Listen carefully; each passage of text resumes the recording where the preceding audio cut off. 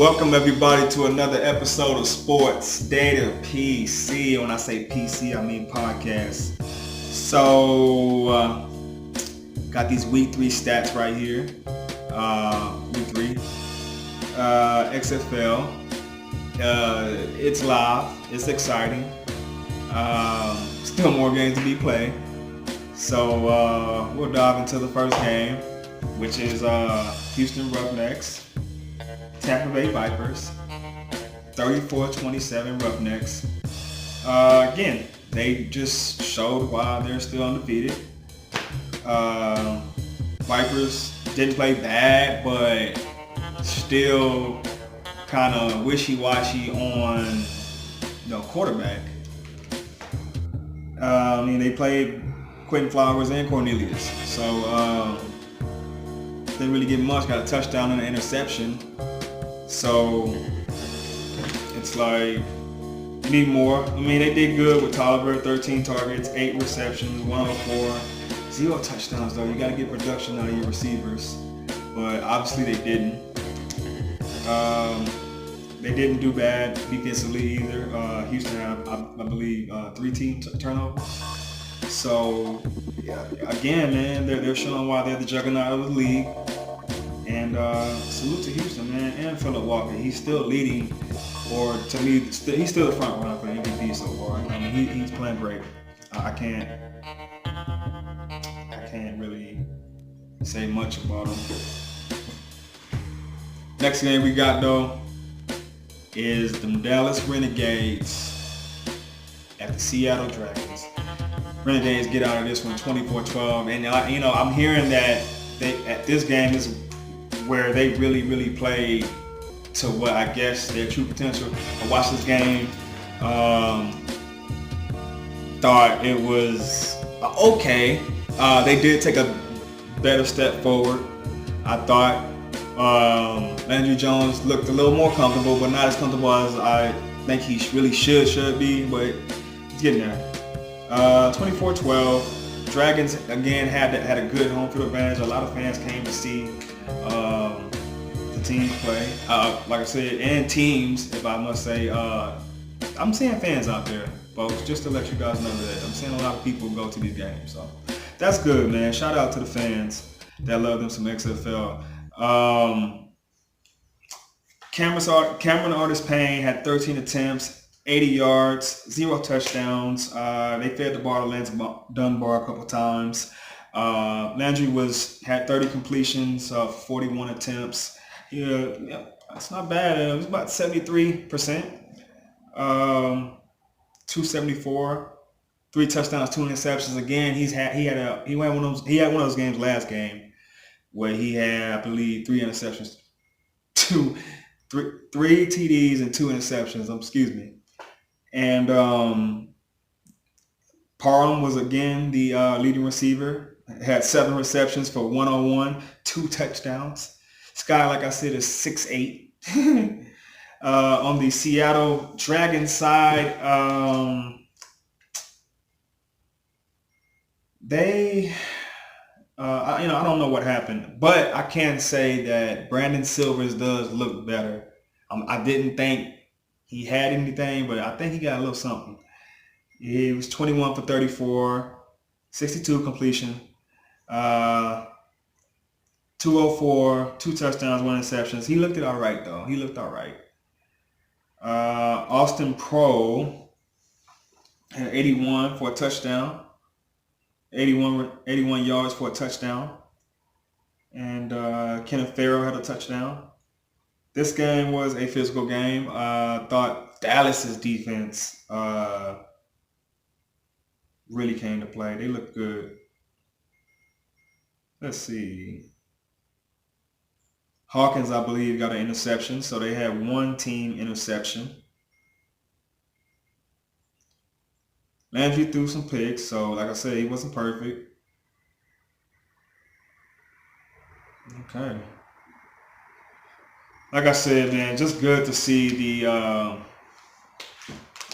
XFL, man. Just good to see some football, man. Next game we got, though, is the New York Guardians and the St. Louis Battlehawks. Let's see. This game was won by the Battlehawks, 29-9. Um, this was a very good defensive game for the Battlehawks. New York looked flat, just like they did last week. They need to get a quarterback. They might need to get another down play receiver. I don't know. They look flat. St. Louis though, that home for the advantage, boy. Oh yeah, they missed them some football in St. Louis. That was the livest crowd. I thought Seattle's was last week, but this one was the livest. St. Louis, yeah, they was live, man. And that dome with them jerseys and that helmet with them colors, it was something to see. St. Louis looked good though. Offensively, Ty Amu, 12 for 18. He didn't really have to do too much. 119. Like I said, the defense came to play. He had 0 TDs, 0 interceptions. He didn't really start too much in this one. So he just had to sit back and just kind of play his role because his defense came to play on this one. They really did. Receiving, again, Pearsonell, Riley, Russell had about 3 targets apiece. No receiving touchdowns. The running the game, Matt Jones had 95 yards for a touchdown, not bad. Christian Michael had a touchdown, not bad. So the running game, like I said, he didn't have to do much. When your running game's helping you out, you ain't gotta do much. Guardians just look flat, man. They had to play like 3 freaking quarterbacks in one game. So going forward, it's gonna be interesting to see what they do. The best thing I guess they got going for them was their running game. They got 50 yards apiece from Tim Cook and Darius Victor. No touchdowns. You got to get some production. You got to get some production, man. Overall, like I said, man, defense came to play, bro. Like, how many interceptions they got? 1? Okay. Robinson? Okay. I like to go by how many interceptions because it just shows how active the defense is and who's out there flying around. So if you get a game and you got 3 interceptions, that plus a couple sacks, your defense was just live that game, and that happens. Then there's time when your defense is just flat. But overall, man, like I really like the environment in St. Louis. It was good to see. And our last game, folks, is the DC Defenders and the Los Angeles Wildcats. This game was 39-9. Their defense came to play. LA's. They look good. They look good. Their defense came to play. Let's see. I'm gonna start with their defense. Matter of fact, had 2 team interceptions. Oh no! I'm sorry. I forgot. They had 4 team interceptions. And shout out to my boy Arion Springs, man. Velt product. Got him an interception in the game, man. Not bad, Brody. I likes that. Oh yeah, I likes that. Defense came to play, man. Defense came to play. If I want to add sacks, I can. Looks like they got 3 team sacks and 4 team interceptions. That is amazing, bro. That defense is out there flying around. The defenders, look, the first 2 weeks of the season, you would have thought they was right. But, hey, it's a long season, man. Hey, everybody, come on now. Fooled you. They looked flat. Defense, looked flat. Offense was, I would say it's okay. But Cardell Jones, man, he was looking good up until this game.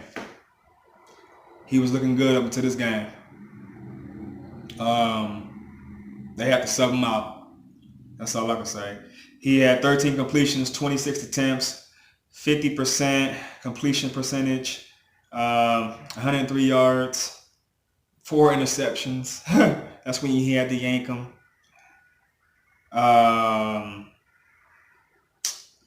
No touchdowns from the receiving core. He got a touchdown, I guess, in the rushing game. Brissett got one.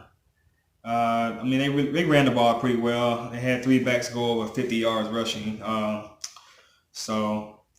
Rushing, matter of fact, on the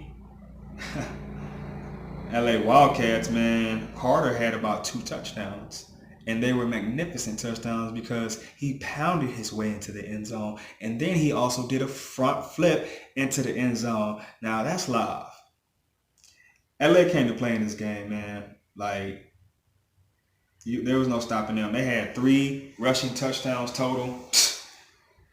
Johnson looked good, too. He had 18 completions, 25 attempts, 72% completion rating. 278 yards, 3 TDs, no interceptions. He looked good. He really looked good.